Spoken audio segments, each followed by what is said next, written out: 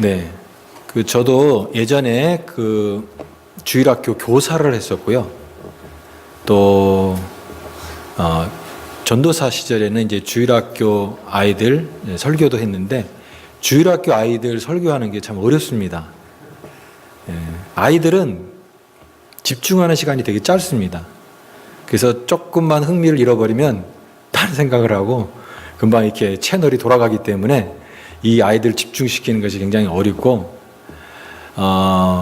그래서 아이들 설교를 잘 하는 사람이 장년 설교도 잘 하는 겁니다. 그래서 참 어려웠어요. 그래서 오늘 우리가 매달마다 한 번씩 마지막에 아이들과 같이 연합 예배를 드리는데, 여지까지는 어른들 같이 예배 말씀을 이렇게 했는데, 이제부터는 우리 아이들 대상으로 아이들 눈높이에 맞는 그런 말씀이 되기를 원합니다. 그래서 아이들이 이렇게 가르치다 보면은 엉뚱하기도 하고 또 때로는 이렇게 질문하기도 하는데, 어려운 질문을 하기도 해요. 왜 하나님이 왜 선악과를 만드셔서 왜 우리를 이렇게 죄에 빠뜨리게 만들어서 선악과 안 만드셨으면은 이런 일이 생기지 않는데, 이런 질문들 하고, 또 성경에 나와 있는 많은 사람들은 왜 이렇게 오래 살았어요? 이런 질문을 하는데, 이런 질문들이 이렇게 쉽게 대답할 수 있는 질문들이 아닙니다. 때로는 이렇게 어려운 질문들을 하는 거죠. 그럴 때는 이제 교사의 체면이 있으니까 그냥 어떤 자기가 이 모른다는 사실을 감추려고 하는데, 정말 모를 때는 모른다라고 솔직하게 얘기하는 게 좋습니다. 잘 모르겠다. 그렇다고 해서 물을 때마다 나 모르겠다 그러면은 교사의 권위가 안 섭니다. 그것도 모르면서 가르치시나요? 이렇게 얘기할 수가 있습니다. 그래서 겸손하기도 해야 되고, 그래서 오늘 두 가지 포인트는 뭐냐면, 쉬워야 된다. 아이들 눈높이에 쓰는 언어로 이 말씀이 잘 들리도록 해야 된다. 그리고 간단하면서도 쉽지만, 그렇지만 하나님의 그 말씀 속에서 나와 있는 이 진리를 아이들의 심령 가운데도 또 잘 전달하는 것이 중요하다라는 생각이 듭니다. 그래서 오늘 말씀 같이 우리 아이들 눈높이로 같이 말씀을 같이 한번 보기로 원해서 좀 쉬운 언어로 하고, 또 이 그림도 많이 이렇게 좀 준비했어요. 그래서 아이들이 이렇게 흥미를 느낄 수 있도록 이렇게 하고 같이 말씀의 은혜를 나누기 원합니다. 오늘 이 말씀이 여러분들 잘 아는 말씀인데, 여기 핵심이 되는 물건이 뭘까? 여기에 중요한 핵심이 되는 물건이 뭘까요? 지팡이입니다. 지팡이. 지팡이는 그냥 마른 막대기죠. 아주 흔한 그런 것이 지팡이입니다. 모세 하면은 지팡이잖아요. 그렇죠? 모세는 항상 이렇게 사진 보면은 항상 지팡이를 잡고 있더라고요. 거의 대부분에. 그래서 모세 하면 지팡이. 그래서 이렇게 연관이 됩니다. 근데 이 모세가 갖고 있는 이 지팡이가 모세의 그런 것을 나타내고 있는데, 왜 그러냐면 모세가 이 지팡이를 가지고 홍해를 가르고 이스라엘을 인도하고 하나님의 그 능력을 나타내는 이 도구로 이 지팡이가 쓰임받거든요. 자, 그래서 오늘은 이 마른 막대기에 불과한 모세의 지팡이가 우리에게 주는 중요한 의미가 뭔가, 또 우리는 이 마른 막대기를 통해서 하나님이 어떤 분이신가를 배울 수 있고, 또 우리 자신에 대해서도 또 배울 수 있다라고 생각이 듭니다. 그래서 오늘 이 말씀, 내 손에 있는 것이 무엇이냐라고 하는 제목으로 같이 말씀을 참고하기 원합니다. 자, 우리가 잘 아는 대로 이제 이스라엘 백성들이 이집트 땅에서 고난을 받게 되죠. 그래서 하나님께서 하나님의 계획을 가지고 이제 이 백성들을 인도할 사람을 원해서 바로 모세라고 하는 모세라는 사람을 불러서 내 백성을 인도하라고 말씀하십니다. 우리가 읽은 본문이 아니지만 3장 15절 말씀에 하나님이 말씀하시는 내용이에요. 우리 3장 15절 말씀을 같이 한번 읽어보겠습니다. 시작. 하나님이 또 모세에게 이르시되 너는 이스라엘 자손에게 이같이 이르기를 너희 조상의 하나님 여호와 곧 아브라함의 하나님, 이삭의 하나님, 야곱의 하나님께서 나를 너희에게 보내셨다 하라. 이는 나의 영원한 이름이요 대대로 기억할 나의 칭언이라. 하나님께서 모세를 부르셔서 모세를 보내십니다. 그래서 네가 가서 애굽에 가서 바로 왕에게 가서 내 백성을 인도해 내라. 그래서 젖과 꿀이 흐르는 가나안 땅, 하나님의 그 약속의 땅, 그 약속의 땅으로 인도해라. 이렇게 하나님이 그런 계획을 가지고 모세를 부르시는 그 장면입니다. 그래서 이스라엘의 백성의 고통이 있었어요. 너무나 힘든 고통에서 그들이 부르짖었다 그랬습니다. 하나님께서 불쌍히 여기셔서 이스라엘 백성들을 구원해 내시는데 특별히 모세를 부르셨다라는 것입니다. 모세를.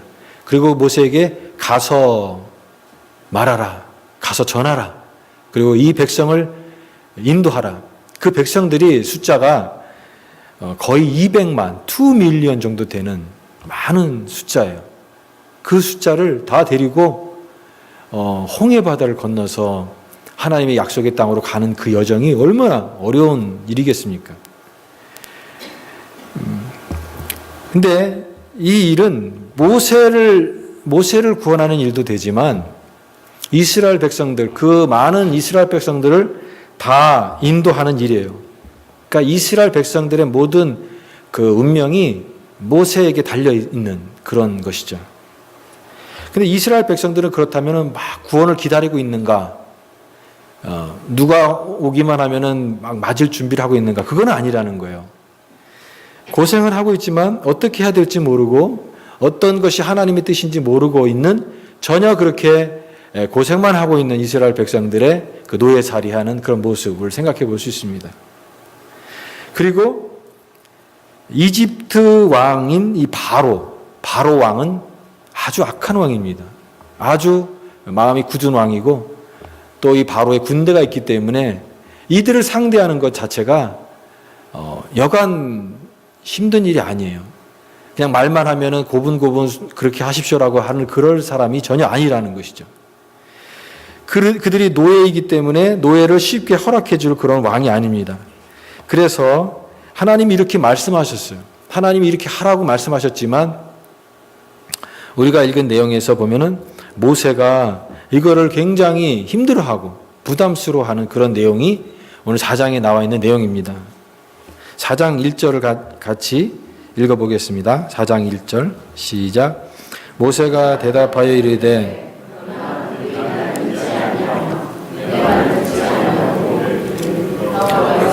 내게 나타나지 아니하셨다 하리이다. 네, 이 모세가 그 하나님께서 말씀하신 말씀을 듣고 네 가겠습니다 이렇게 하겠으면 좋았을 텐데 그게 아니라 내가 가라고요? 나보고 지금 하라고 하는 겁니까? 굉장히 부담스럽습니다 라고 하는 그런 내용으로 하나님 앞에 이것을 거부하고 또 그렇게 말씀하는 것을 볼 수가 있습니다.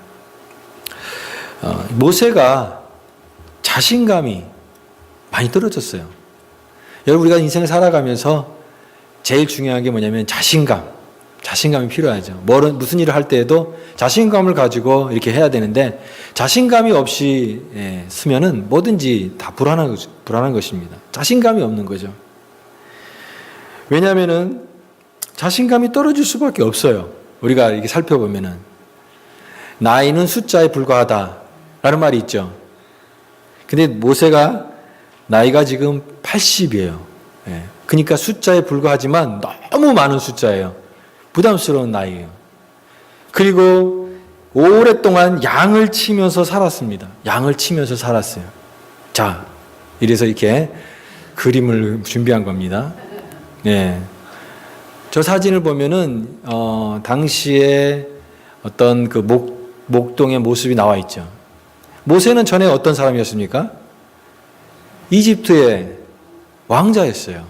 최고의 신분으로 화려한 왕궁 생활을 했던 그런 사람입니다. 학문을 배우고 공부를 하고 또 많은 사람들한테 그렇게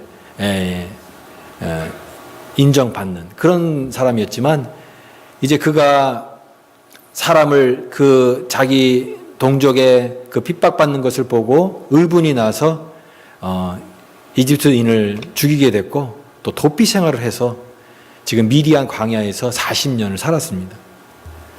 하루아침에 신분이 바뀐 거죠. 왕자의 신분이 그냥 목동의 신분으로. 누가 알아주겠습니까?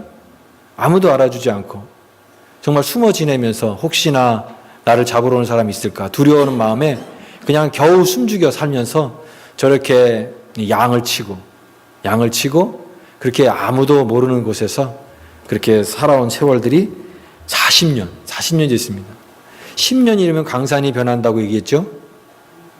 근데 10년이 4번 변했으니까 얼마나 긴 시간입니까? 이제는 다 옛날 사람들 다 기억도 안 나고 이름도 다 잊어먹고 모든 환경들이 다 바뀌고 또 그때 바로 왕도 이제 죽어서 이제 새로운 또 바로 왕이 됐고 모든 것들이 다 변했지만 이제 모세도 나이가 많아서 이제는 모든 것이 자신감도 떨어지고 이제는 이렇게 인생을 마치겠구나라고 하는 그런 모습으로 목동 생활을 하고 있는데 하나님께서 나를 갑자기 보내라고 나를 부르시니까 모세가 당연히 자신감이 없는 것입니다.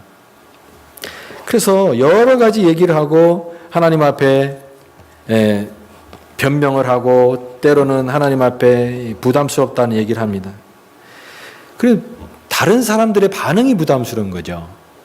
예를 들면 모세가 가게 되면은 사람들이 다 모세가 왔다고 다 이렇게 동의를 하고 다 같이 이렇게 마음이 하나가 되고 그런 것은 아니기 때문에 우리도 한번 생각해 보십시오. 갑자기 어떤 사람이 나와가지고 자 가자 그러면은 누가 따라가겠습니까? 갑자기 저 사람이 나와가지고 왜 저런 얘기를 하는가 그렇게 생각할 수가 있는 그런 환경입니다. 저 사람이 어디서 갑자기 나와서 갑자기 나타나서 그래.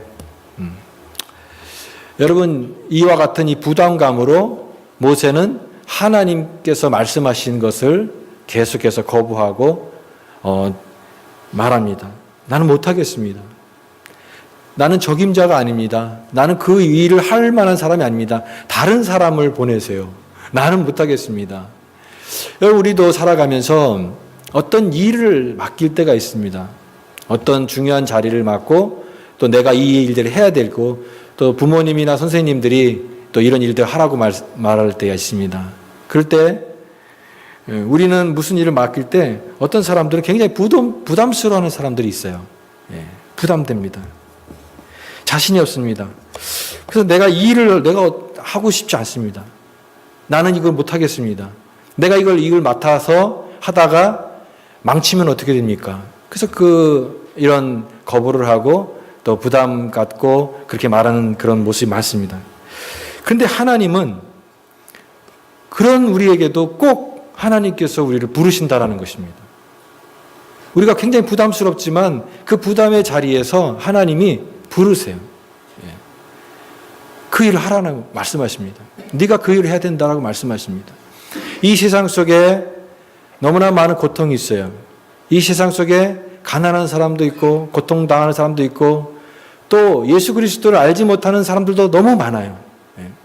하나님께서 물론 사람 없이 하나님의 능력으로 이 모든 문제를 다 해결할 수 있습니다. 하나님 능력이 하나님이니까.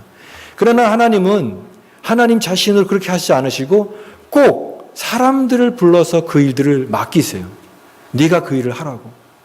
네가 그 일을 하고 네가 가난한 사람들을 도와주고 또 고통당하는 사람들의 그 눈물을 닦아주고 예수 그리스도를 알지 못하고 하나님 알지 못하는 사람들 네가 가서 복음을 전해라. 바로 그런 자리로 항상 하나님이 사람을 부르신다라는 것입니다. 그럴 때 나는 힘듭니다. 나는 못하겠습니다. 여러분은 어떻게 하나님이 부르실 때 어떻게 대답하겠습니까? 하나님이 원하시는 것은 우리가 두 가지 하나님이 싫어하시는 것이 있어요. 첫 번째로는 너무 자신감이 넘치는 거예요. 내가 다 할 수 있습니다. 맡겨만 주세요. 내가 다 할 수 있습니다.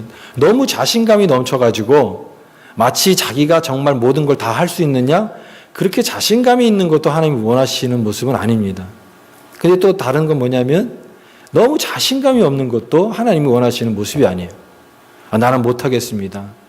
나는 부담됩니다. 다른 사람 하게 하세요. 저는 그냥 구경만 할게요. 그렇게 또 자신감이 없어서 그렇게 하는 것도 하나님이 원하시는 모습이 아니다라는 것입니다. 하나님이 꼭 우리를 부르셔서 하나님 그 일을 하기를 원하세요. 그러니까 같이 하는 거예요. 하나님과 내가 같이 이 일을 하기를 원하시고 우리를 하나님 나라의 이 모든 일에 우리를 끼워주세요. 우리가 아이들 어린 시절에 놀이할 때 우리 내 편으로 끼워주고 내 편으로 안 끼워주고 막 그렇게 하잖아요. 하나님은 하나님 나라의 이 일들을 하시면서 하나님이 일하시면서 그 일에 우리를 부르셔요. 여기 같이 오라고. 같이 함께 이 일을 하자고 하나님이 부르십니다. 자, 이렇게 부담스러워하는 모세. 나는 이런 적격이 아닙니다. 나는 이거를 할 만한 사람이 아닙니다. 다른 사람 보내세요. 저는 못하겠습니다. 저는 안 됩니다. 말도 못하고 나는 자신감이 없습니다. 그리고 나이가 많이 들어서 아무것도 할 수 없습니다. 그럴 때 하시는 하나님의 말씀이 오늘 말씀의 제목이에요. 4장 1절 말씀이 바로 하나님이 하신 말씀입니다. 우리 4장 보실까요? 예, 4장 2절 말씀 같이 읽어보겠습니다. 시작. 여호와께서 그에게 이르시되 내 손에 있는 것이 무엇이냐? 그가 이르되 지팡이니이다. 내 손에 있는 것이 무엇이냐? 그가 이르되 지팡이니이다. 모세에게 하는 하나님의 질문입니다. 모세는 오랫동안 목동 생활을 했기 때문에 당연히 손에 뭐가 들어있습니까? 지팡이에요. 당연히 손에 지팡이에요. 근데 여러분, 하나님께서 이렇게 손에 뭐가 뭔지 몰라서 질문하시는 것입니까? 그게 아니죠. 근데 하나님께서 내 손에 있는 것이 무엇이냐라고 질문하십니다. 이 질문은 굉장히 의미가 있다고 생각이 듭니다. 근데 여러분, 이 지팡이가요, 특별한 게 아무것도 없어요. 지팡이에서 뭔가 나오고 막 이런 걸 기대하면 안 됩니다. 아무것도 없는 거예요. 그냥 지팡이는 지팡이에요. 아무것도 아니라는 거죠. 그냥 마른 막대기예요. 벌써 사진이 나왔네요. 예. 제가 저 사진을 보니까, 지팡이도 되게 종류가 많더라고요. 아마 이 사진은 어디서 구글인지 어디서 파는 그런 지팡이 같아요. 저런 걸 또 구입을 해가지고 파는 경우도 있는데, 그냥 저런 지팡이들이 종류가요, 장식이 달려있는 지팡이도 있고, 보석이 달려있는 지팡이도 있고 그런데, 그런 지팡이가 아니고, 진짜 아무것도 없는 정말 그런 마른 막대기 같은 지팡이. 아마 저런 지팡이 있을 것입니다. 근데 이 지팡이가 무슨 능력이 있겠습니까? 저 지팡이 팔면은 값어치도 별로 안 될 거예요. 그렇죠? 무슨 돈이 나가겠습니까? 쓸 때는 양을 몰 때 외에는 쓸모가 없는, 다른데 어떤 용도로 저걸 쓰겠습니까? 양을 모는 용도 외에는 쓸데없는, 별로 쓸모없는 그런 지팡이에요. 사실은 이 마른 지팡이가 40년 광야 생활을 한 모세 자신의 모습이기도 해요. 예. 이제는 다 누구에게 다 잊혀지고 아무도 기억하지 않는 초라한, 그래서 누구도 나를 다시 새롭게 뭔가를 일을 할 수 있는 사람으로 여기지 않는 그런 지팡이와 같은 초라한 자기 자신의 모습이죠. 모세가 이런 지팡이를 가지고 내가 뭘 할 수 있겠습니까? 지팡이요? 이걸로 뭘 할 수 있겠습니까? 아무런 힘도 없습니다. 동물을 몰 때 외에는 아무런 힘도 없습니다. 그런 지팡이를 주님께서 말씀하시는 겁니다. 이 부분을 좀 우리가 생각해 보기 원합니다. 하나님이요, 우리를 부르실 때, 우리가 하나님을 만날 때 우리의 마음속에 드는 이 고백이 뭐냐면, 내가 마른 막대기다라는 거예요. 마른 막대기가 뭐를 말합니까? 나는 내가 굉장히 그럴듯하고 굉장히 그런 사람인 줄 알았는데 하나님 앞에 설 때는 내가 아무것도 아니다라는 것을 깨닫는 겁니다.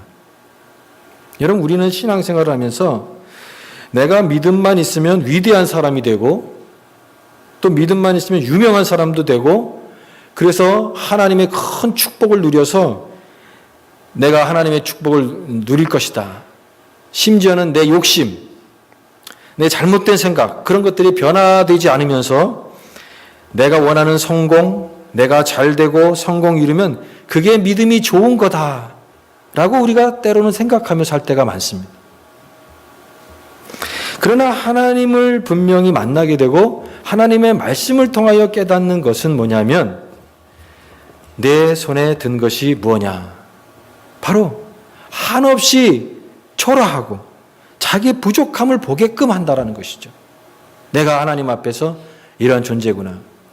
우리 자신의 모습을 하나님을 만나기 전까지 우리 자신의 모습을 그래서 모르는 겁니다. 말씀을 통하여 하나님이 어떤 분이신가를 알고 그제서야 비로소 내가 어떤 사람인지를 알게 되는 것이에요. 그리고 어떤 믿음으로 내가 성숙해야 되는지를 이제는 깨닫게 되는 것.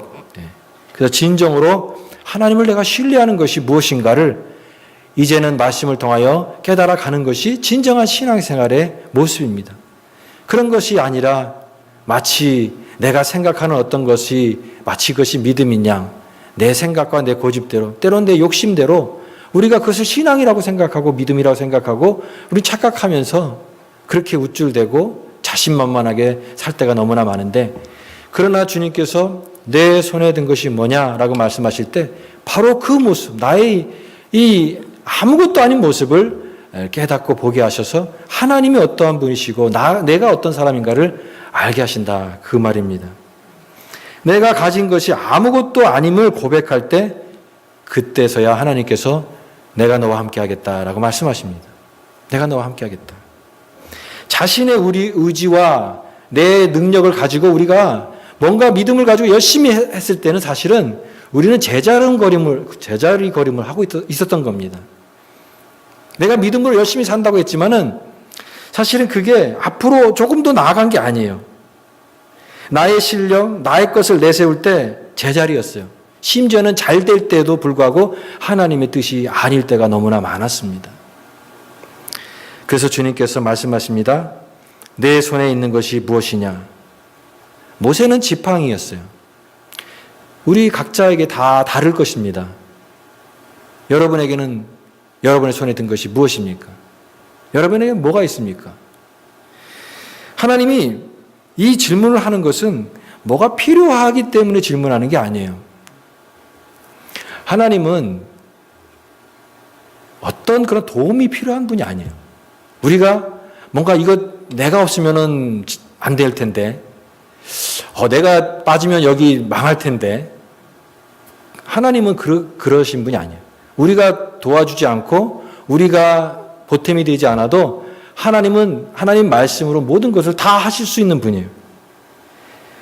그래서 내 손에 든 것이 무엇이냐라고 묻는 그 질문은 뭐가 필요하기 때문에 하나님 질문하시는 것이 아니라 하나님은 그 질문을 통하여 이 모세를 하나님의 일에 참여하도록 부르시는 것입니다. 그래서 여러분 우리가 하나님께서 우리를 부르시는 것은 우리가 하나님 나라에 무슨 도움이 되고 보탬이 되고 이런 것이 아니라 하나님이 우리를 하나님의 동역자로 하나님 나라의 한 일꾼으로 우리를 같이 참여하도록 부르시는 것입니다. 그 일에 내가 같이 동참하게끔 하시고 나를 위해서 부르시는 부르심이에요. 결국 궁극적으로는.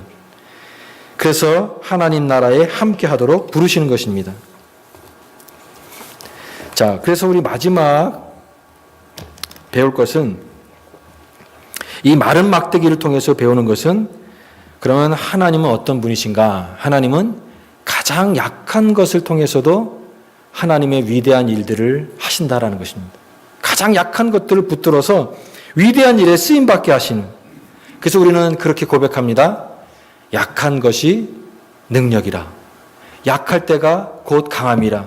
왜냐하면 나의 약함 속에 하나님의 그 위대하심과 능력이 더 잘 드러나기 때문에 내가 힘이 있고 내가 뭔가를 한다고 생각할 때는 하나님의 그 능력이 드러나지 않아요. 왜냐하면 내가 하는 거기 때문에.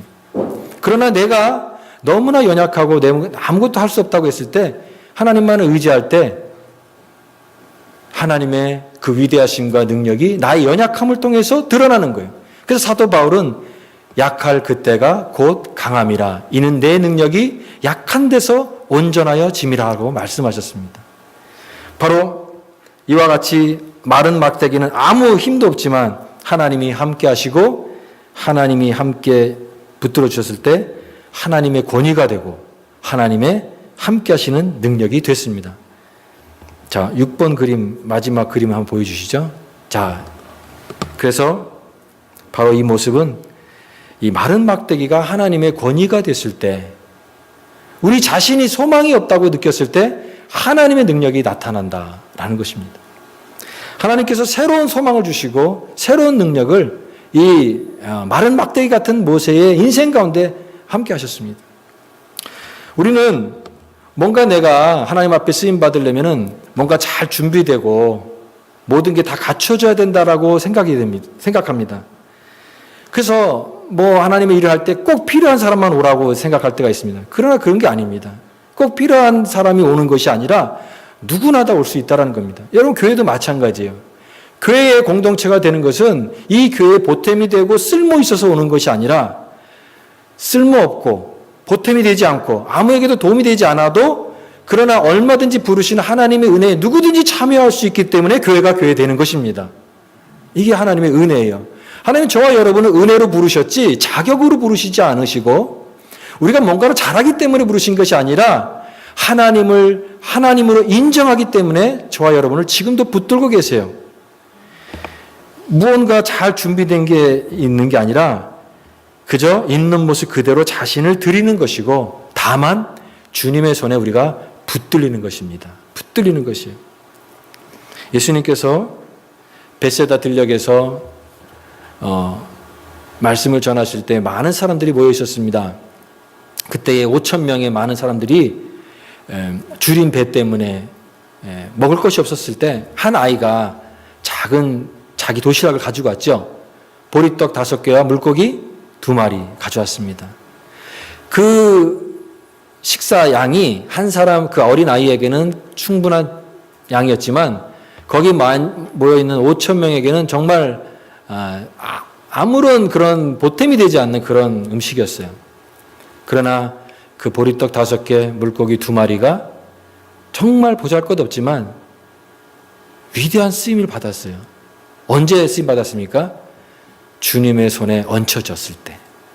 주님의 손에 얹혀졌을 때 그 작은 것이 5,000명을 먹이는 위대한 역사, 하나님의 그 능력을 나타내는, 하나님의 일하심을 나타내는 위대한 도구로 쓰임 받았다는 것입니다.